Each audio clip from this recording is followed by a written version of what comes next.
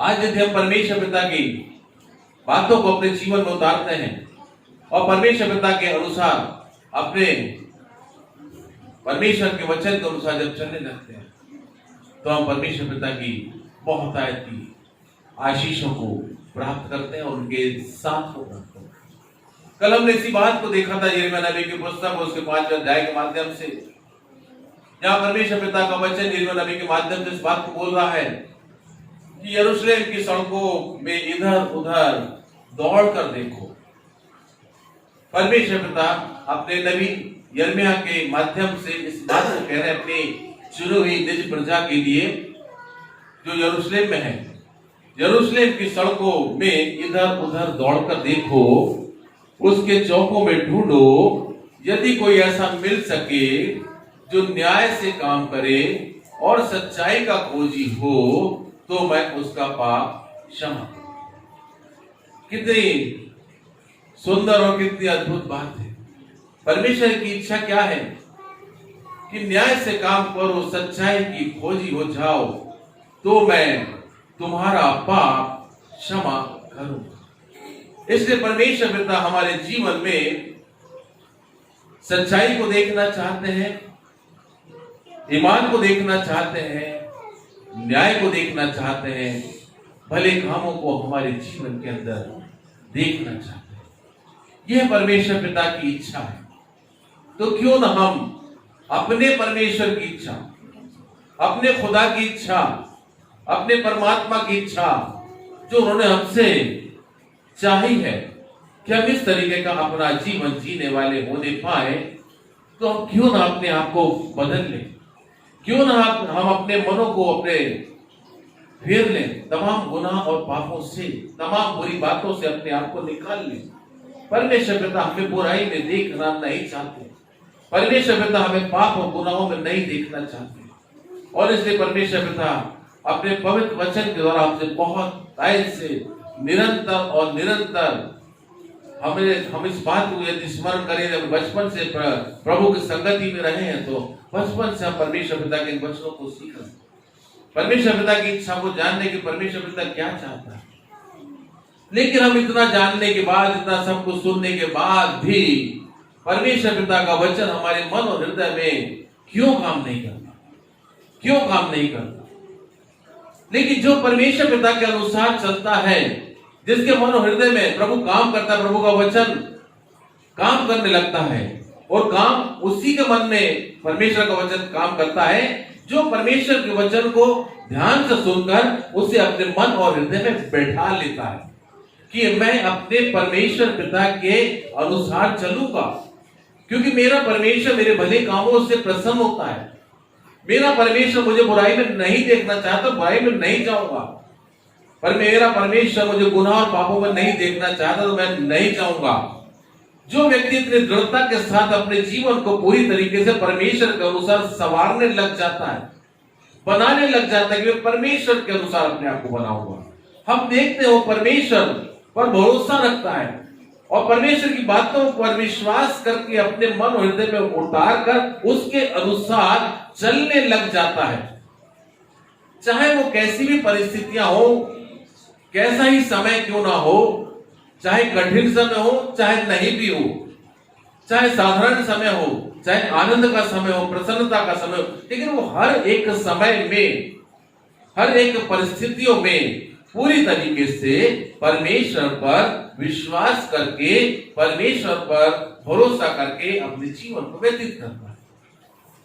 और हम पाते हैं परमेश्वर की आशीष को प्राप्त करता है, वो परमेश्वर पिता की आशीष को प्राप्त करता है। और इसलिए आज परमेश्वर पिता का वचन यिर्मयाह नबी के पुस्तक और उसके 17वें अध्याय से हमें कुछ बातों को सिखाना और समझाना चाह रहा है। आज फिर यिर्मयाह नबी के माध्यम से उनके 17वें अध्याय से और उसकी पहली आयतों से आगे कुछ हम देखेंगे परमेश्वर पिता आज हमें क्या समझाना और क्या सिखाना चाह रहे हैं। क्योंकि परमेश्वर पिता का वचन इन समस्त बातों से भरा पूरा है।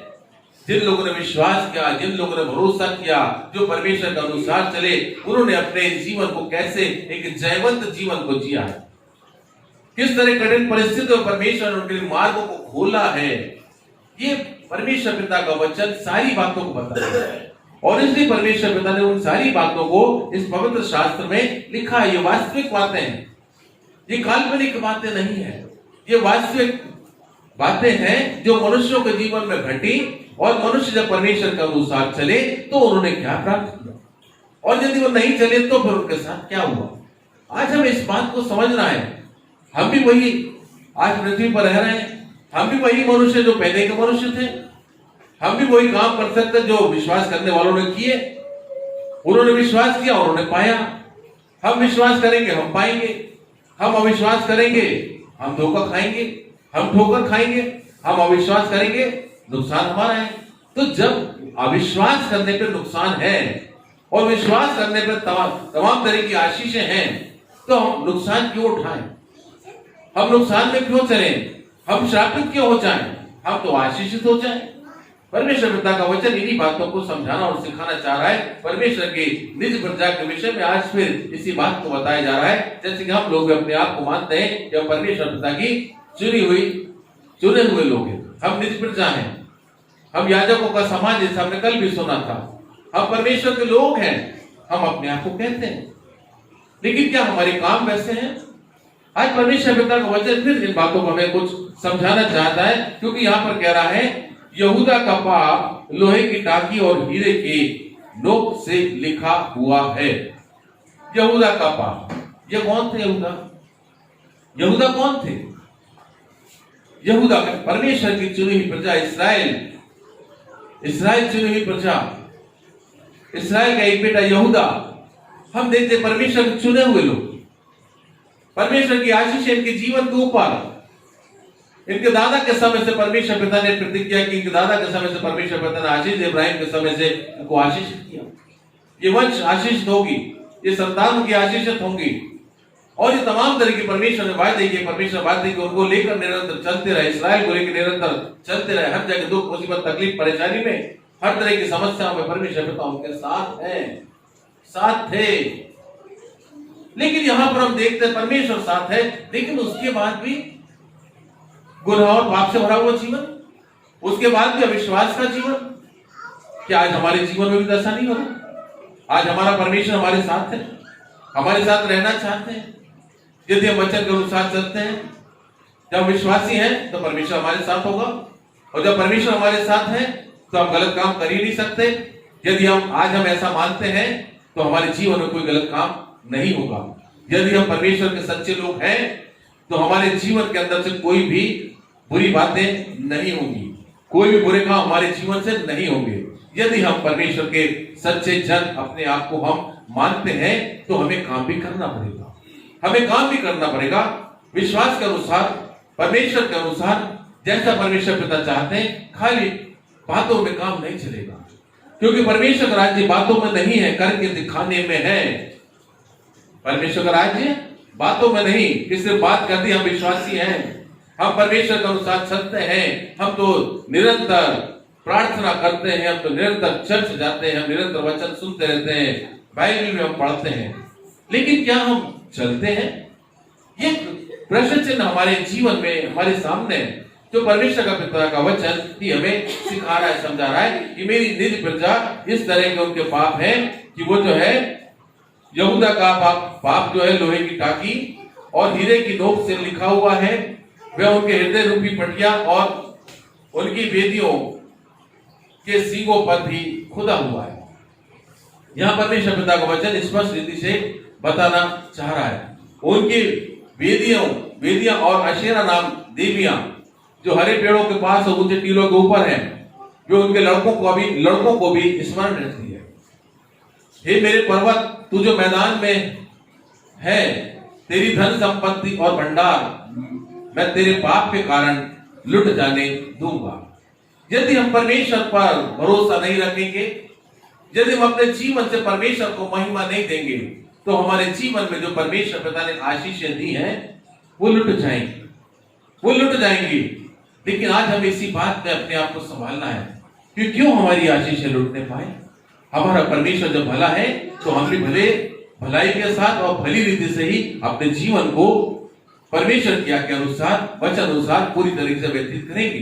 हम परमेश्वर में विश्वास रखेंगे और हम परमेश्वर पिता के अनुसार चलेंगे और हम आशीषित बने रहेंगे। आज परमेश्वर पिता हर एक मनुष्य को आशीषित करना चाहता है, हर एक मनुष्य को आशीषित बनाए रखना चाहता है कि मेरे बेटे और मेरी बेटियों, मैं जानता हूं तुम्हारे गुनाह तुम्हारे पाप बहुत है, मैं जानता हूं, लेकिन मैं तुम्हें सारे गुनाह और पापों से छुड़ाने में सामर्थ्य हूं।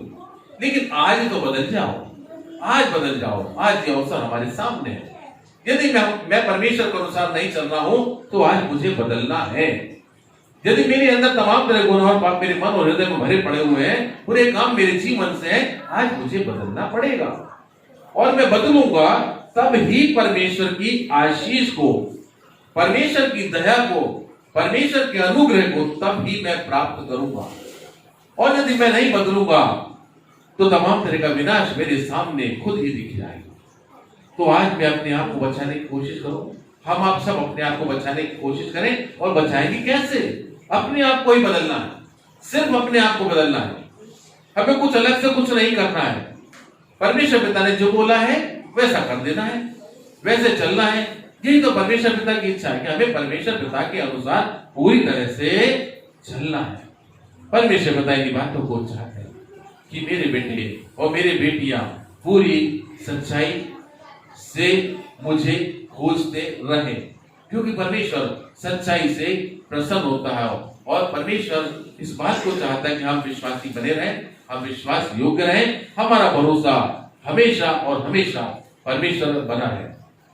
और इसलिए परमेश्वर पिता का वचन कहता है, जो हमने पढ़ा हुआ यिर्मयाह 17 उसके 5वें आयत हम जाते हैं, और ये बहुत बार हमने इन वचनों को सुना हुआ है, बहुत बार इन बातों को सुना हुआ है। आज फिर परमेश्वर पिता का वचन इन बातों को इस समय में, इस परिवेश, जब आज का समय का जो वातावरण चल रहा है, जो परिस्थितियां चल रही हैं, इन परिस्थितियों में भी परमेश्वर पिता का वचन हमसे बात करना चाह रहा है कि मेरे बेटियों मेरे बेटियों, कैसी भी परिस्थितियों में उस पर भरोसा रखो।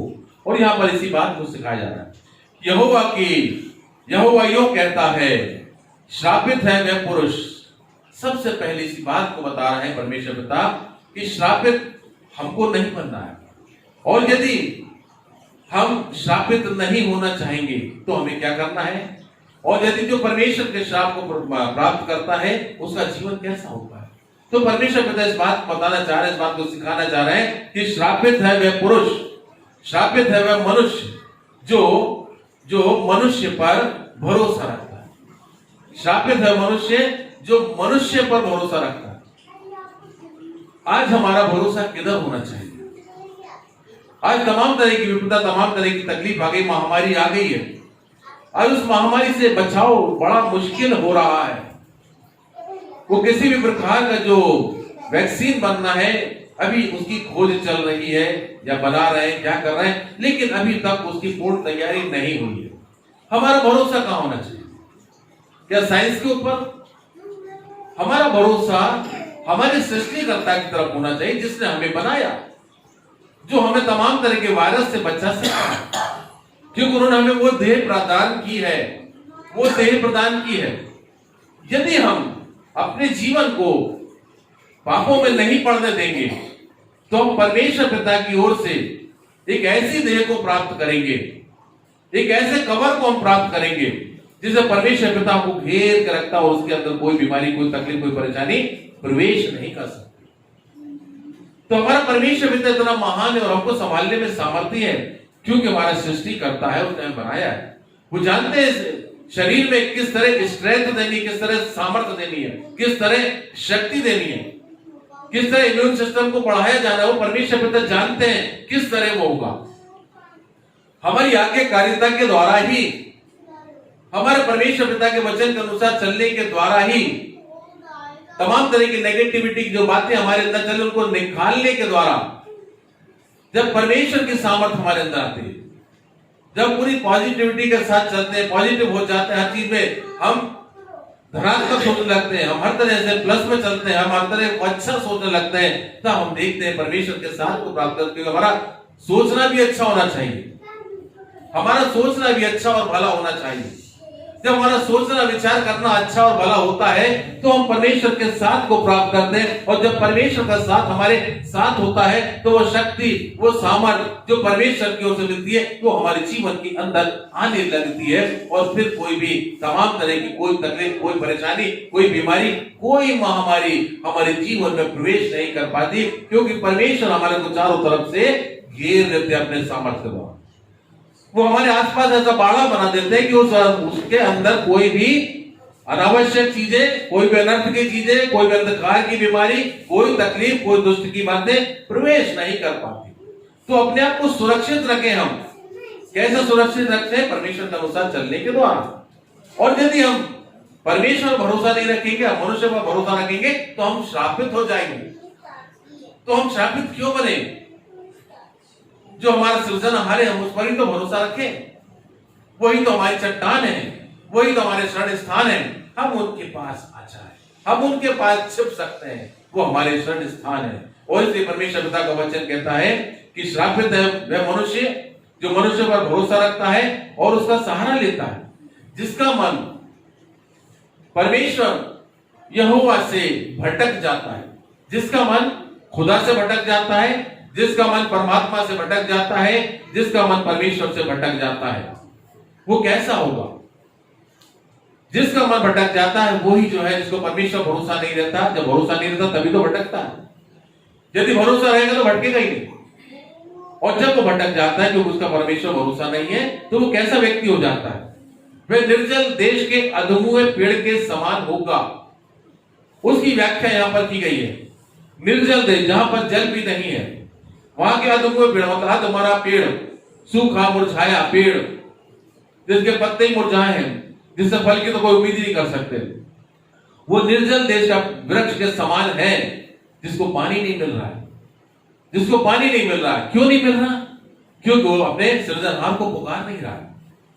यदि सृजनहार को पुकारता रहता तो परमेश्वर पिता का वचन जो बरसात की रीति में ही है, वो वचन बार बार हमारे जीवन में आता रहता और हम उस वृक्ष के समान हो जाते जो नदी किनारे लगता।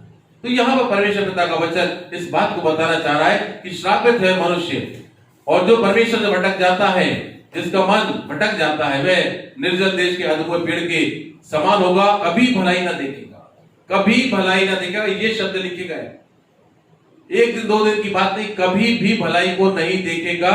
ये परमेश्वर पिता का वचन कह रहा है। इसलिए परमेश्वर पिता पर हमेशा भरोसा बनाए रखो ताकि हम अपने जीवन में भलाई को देखें। वह निर्जल और निर्जन, जहां पानी नहीं है, जहां लोग नहीं है, जल नहीं है, तथा लोनछाई भूमि पर, बंजर भूमि पर बसेगा। ऐसी भूमि पर बसेगा जहां कुछ भी फसल नहीं हो सकती, जहां कुछ भी नहीं लग सकता, वह ऐसी भूमि पर बसेगा। उसका जीवन ऐसा होगा। लेकिन जो परमेश्वर भरोसा रखता है उनके विषय में आगे परमेश्वर पिता का वचन बता रहा है। धन्य है वह मनुष्य जो यहोवा परमेश्वर पर भरोसा रखता है और जिसने परमेश्वर को अपना आधार माना हो। हमारा बेस, हमारा आधार, हमारी नींव परमेश्वर, वो चट्टान के ऊपर हमारी नींव बनी रहनी चाहिए। जब चट्टान के ऊपर अपनी नींव को डालते, अपने घर की नींव को डालते, तो हम देखते हैं कि घर बड़ा मजबूत बनता है, घर बहुत मजबूत बनता है। और यदि हम बालू में बना देते हैं तो वो मकान ढह जाता है, क्योंकि उसे पकड़ नहीं रहती। आज परमेश्वर पिता इसी बात को कहना चाह रहे हैं कि जब तुम मुझ पर भरोसा रखोगे और जब तुम मेरे अनुसार चलोगे, क्योंकि परमेश्वर वो चट्टान है, वो चट्टान है परमेश्वर, वो हमें संभालने में सामर्थ्य, वो मजबूत है। एक चट्टान के रूप में परमेश्वर पिता आपको उपमा दे रहे हैं।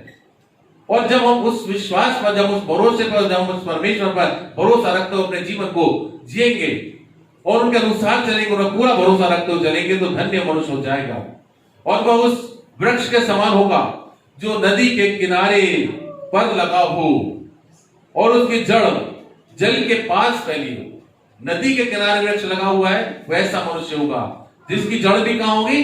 जल के पास फैली हुई होगी।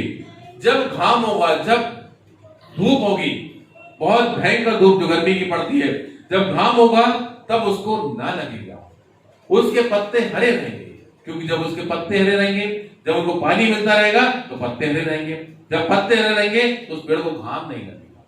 और उसके बाद लिखा है कि उसके सूखे वर्ष में भी उसे उसके विषय में कुछ भी चिंता नहीं होगी। उसको चिंता नहीं होगी, चाहे कैसी परेशानी कैसी तकलीफ हो, उसको चिंता नहीं रहेगी। उस वृक्ष से हम उन मनुष्यों के लिए परमेश्वर बोल रहे हैं जो परमेश्वर पर भरोसा रखते हैं, उनके लिए परमेश्वर पिता बता रहे हैं कि किसी बात की चिंता नहीं होगी। यिर्मयाह नबी के माध्यम से इस उदाहरण को देते हुए समझाना चाह रहे हैं कि मेरे बेटे और मेरे बेटियां समझ लो, धन्य मनुष्य वह होगा जो परमेश्वर पर भरोसा रखेगा और उसको कभी भी किसी भी प्रकार की कोई भी चिंता नहीं होगी। कोई भी तकलीफ आए, कोई महामारी आए, कोई परेशानी हो, बीमारी हो, कैसा भी संकट हो, उसको नहीं लगेगा।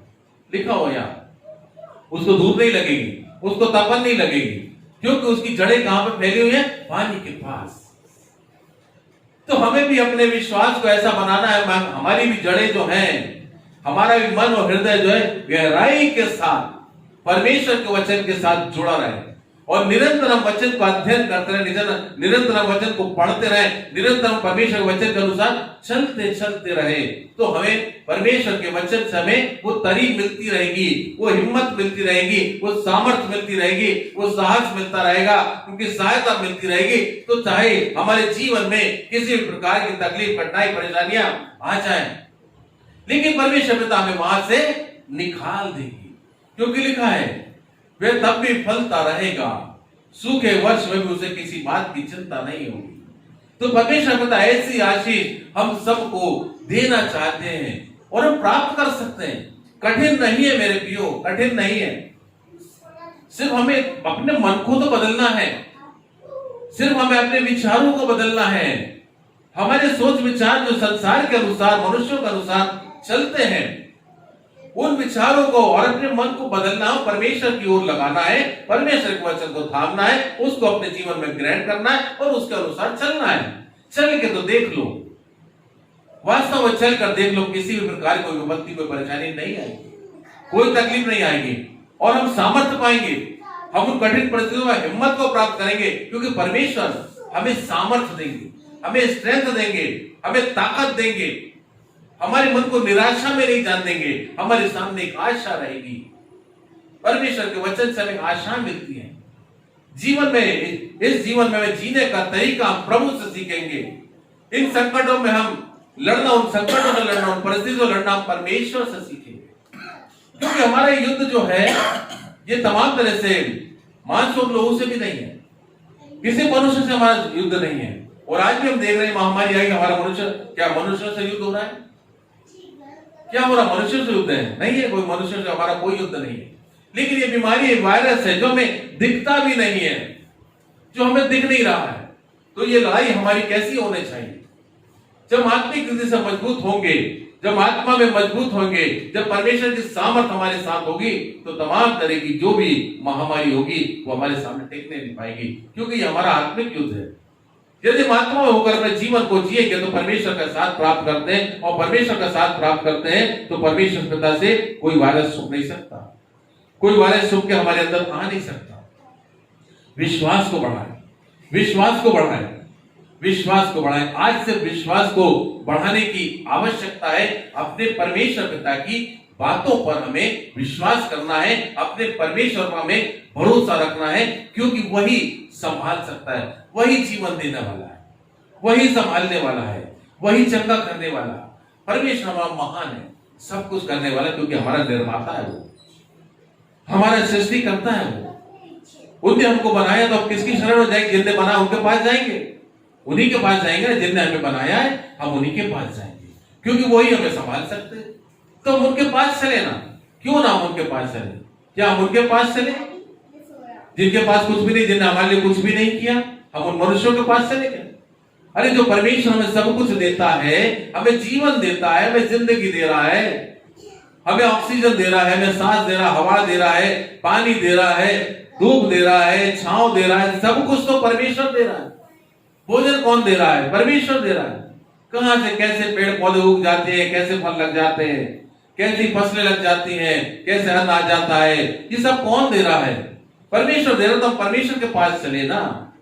जब परमेश्वर जीवन देने वाला, उनके पास चले। आज परमेश्वर पिता अपने पवित्र वचनों के द्वारा इन बातों को बताना चाह रहा हूं। कह रहे हैं कि मन तो सब वस्तुओं से अधिक धोखा देने वाली, धोखा देने वाला होता है। ये मन में ही तो आता है तमाम तरह की बातें, मन में ही तो अविश्वास बसता है।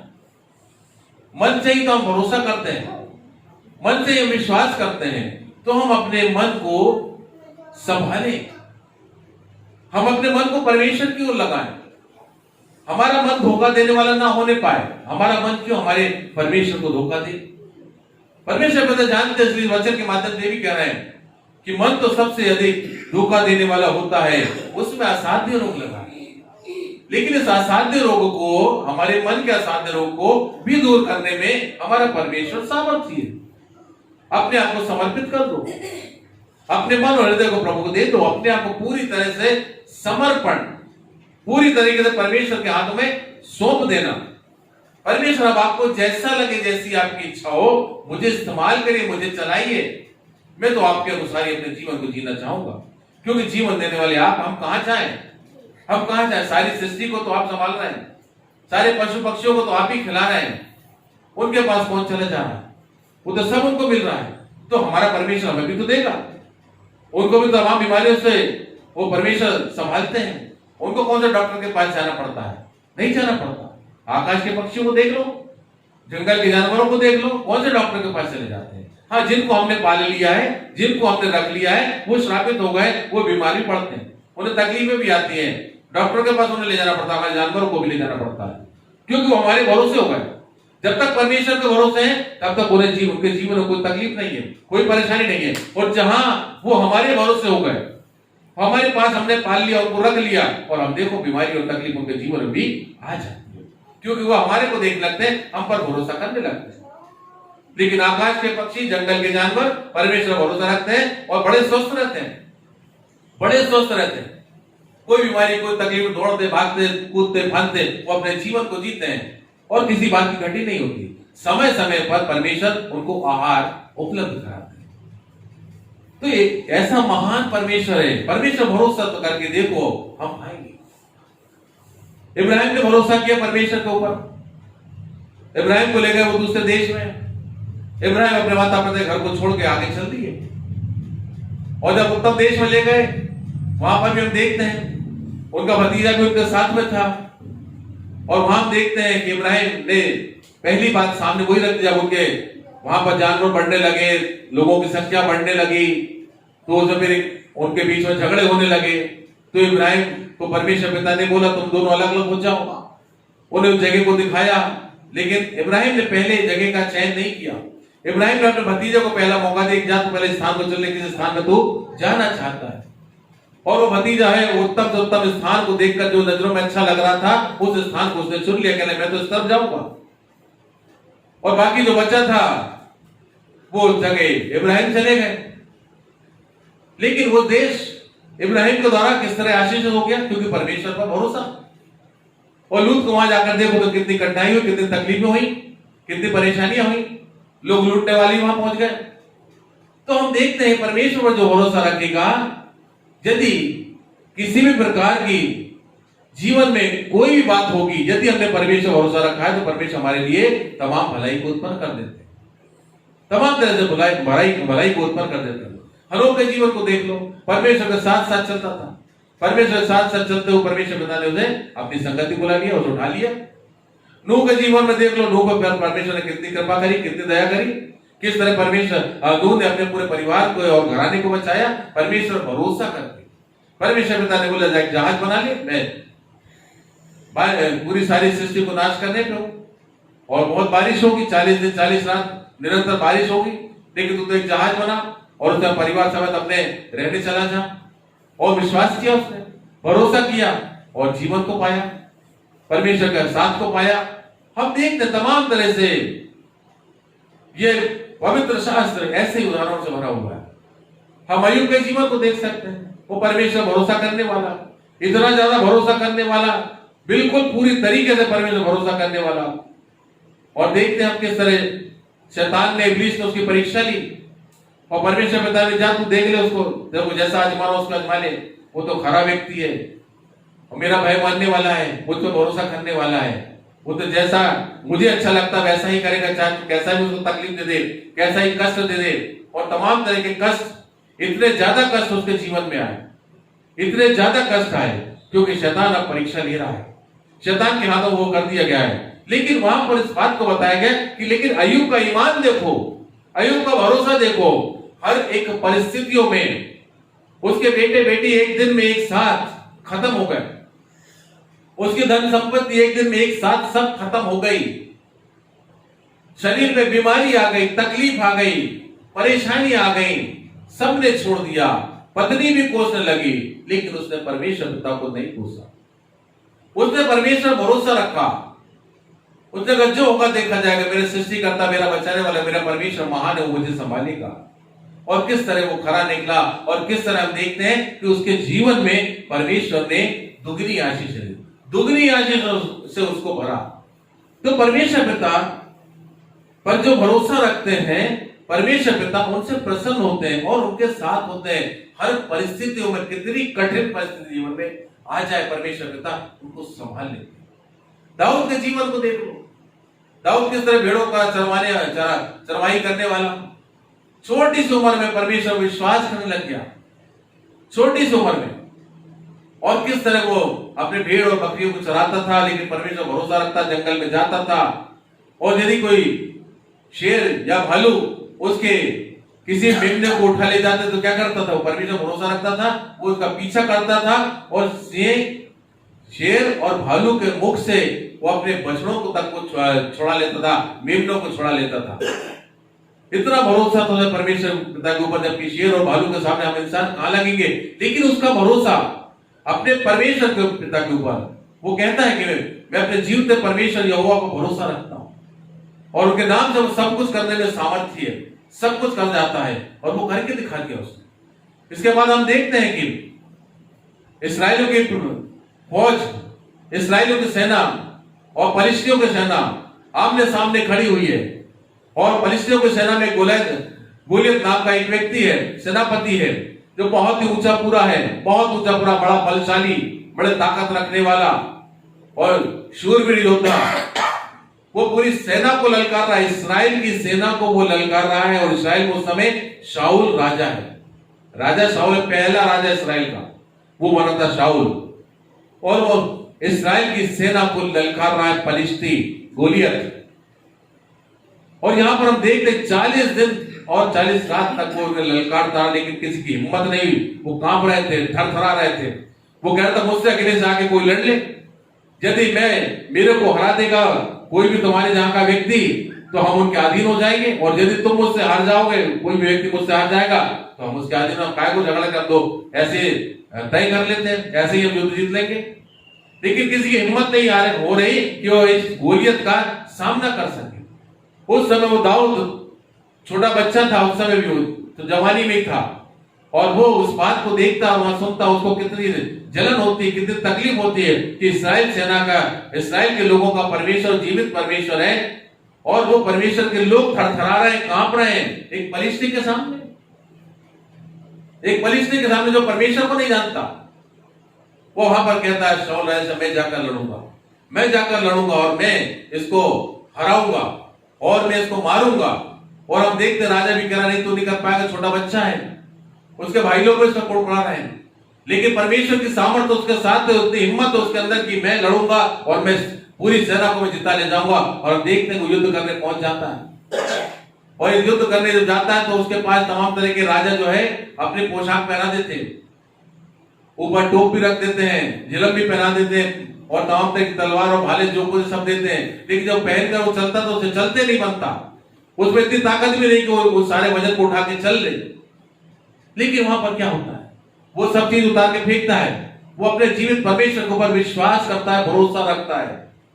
आज हमें भरोसे की बात सिखाई जाए, हम भरोसा रखें, और वो भरोसा रख के चल देता है। जिस तरह वो चरवाही करने जाता था, एक लाठी लेता था, एक थैली रहती थी, थैली के अंदर पत्थर रहते थे और उसके हाथ में गोफन रहता था, और वो लेकर चल देता है। ना कोई टोप है, ना कोई झिलम है, किसी प्रकार का हथियार नहीं है, सिर्फ एक लाठी है और 5 पत्थर है, गोफन है। और वो चल दिया, उसको ललकार गए और कहने लगा मैं तो परमेश्वर यहोवा के नाम से आता हूं।